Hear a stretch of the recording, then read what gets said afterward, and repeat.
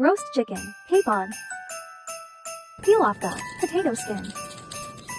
Cut into small pieces. Peel off the apple skin. Cut into slices. Cut the garlic into half. Cut the baby corn. Slice the lemon. Poke some holes to let the chicken marinate. Tomato sauce. Soy sauce. Dark soy sauce. Oyster sauce. Honey. And oregano. Some lemon juice. Mix well. Marinate chicken for 20 minutes.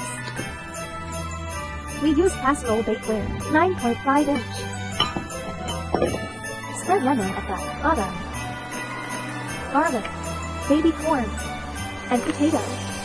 Sprinkle some salt and black pepper. Add in some button, mushroom. Stuff the apple into the chicken's belly. Place the marinated chicken in the casserole. Brush it with butter honey.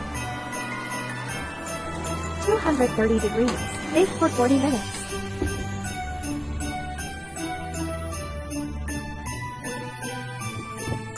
Super yummy.